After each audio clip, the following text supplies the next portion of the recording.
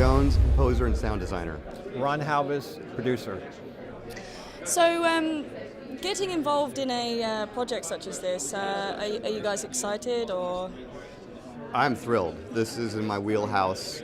Todd's created an amazing story with really interesting characters, and it allowed me to get really creative with both the sound and music, so excited. Really cool. And Todd and I have a company together called Illusion Industries that does special effects and makeup. Nice. And this was just the next step for us. We did a film called Monster Mutt about 6 years ago. And then we started specializing on the special effects makeup side. And now we wanted to branch out and get back into content providers and making films. So we kind of collaborated on the story together. I'm Todd's uncle, so I know exactly what's happened to him all these years. So we put the story together and then had Zach Ward write the script and brought in amazing people to help us with it. So, taking in consideration what you guys have done for the film, are you overall happy with the results? I'm thrilled. I'm so excited to be here. We're excited to hear it and see it in IMAX, and we're all very happy with the outcome of the movie. Extremely happy. Absolutely. This is the first time that the public will see it. We've only had a cast and crew screening, which everybody loved because they worked on it, right? They couldn't say they didn't like it. So we really haven't had the general public look at it and tell us what they think. So a little bit nervous about that part of it, but hopefully everyone that has seen it that we've sent screeners to have enjoyed it. So hope that continues. Yes. Well, I'm sure they'll definitely like it. I actually haven't seen it, so without giving too much away, can you tell me a little bit about what it's about? Well, it starts out with something that happened to Todd when he was about 13 or 14. He was kind of the kid that worked in his garage. He was always very artistic, and he was always building monsters and things.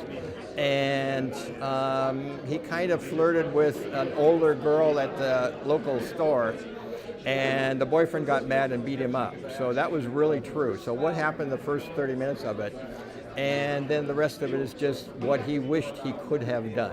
But it's kind of we're trying to put the message out there as an anti-bullying type of message. So we're not advocating, conjuring up, a beast in order to go after the bullies. But that's how it all came together. Yeah, that's really cool.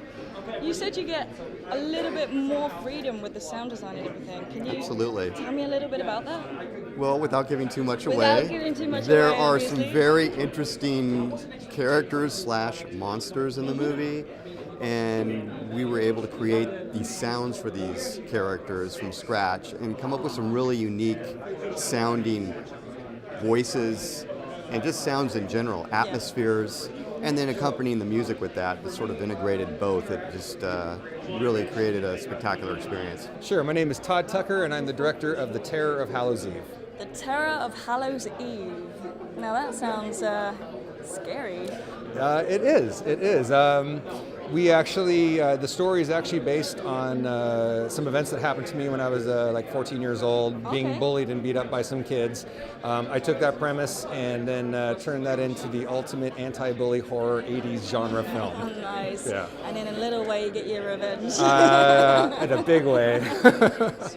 I couldn't be happier with the results. We actually, the lead character, who's the trickster, is the lead bad guy in it. We actually started off with him being a puppet, and we have like 12 or 13 different creatures in this film, and it's about 8 or 9 of them are actually puppets. So I started off with him as an animatronic puppet. It was really cool, but it didn't quite connect with my lead actor. Yeah. So we went in, after the film was already done, we went in and Doug Jones, who is a good friend of mine, who actually plays another character in the film, came in and we reshot him as the character and then put it into the film right over the top of our puppet. So it was an amazing thing, and it literally took the film up a huge notch. Oh, I'm so happy that you managed to do that. So, have you been here all weekend? Have you just I got arrived? here on Friday. You got here on Friday? Yeah, so I got to see a few films and meet some people. Out at you? We saw the new Hatchet. Oh, nice. That was actually a lot of fun. Yeah? It was a lot of fun. Yeah, it was very, very funny and entertaining, and it was really good.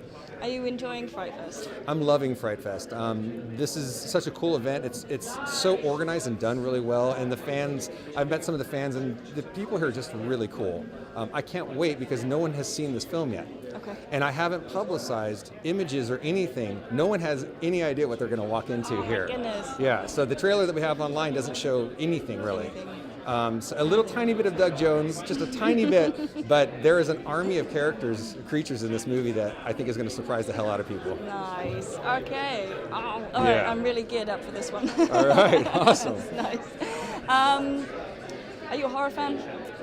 Big horror fan. Actually, I own a special effects makeup company called Illusion Industries. Nice. And I go all the way back. My first film was Hook with Robin Williams, and Right. we did Pirates of the Caribbean, we did, or I did, and then I started Illusion Industries, and we did the Smurf movies and Ouija, the new Ouija film. Right. So we've been in the horror world for quite a while, and I actually wrote and directed a film about 7 years ago called Monster Mutt, which was a kids film that came out, was Lionsgate UK distributed, so it was actually here for a while. But this is a very, very different film. This is probably the most passionate and I've ever been about anything I've ever made, and because I put myself into the mix and it's about my story, it made it very personal to me. So I was hoping that by doing that it would give a little bit more to the film and maybe be more relatable to the audience. Awesome.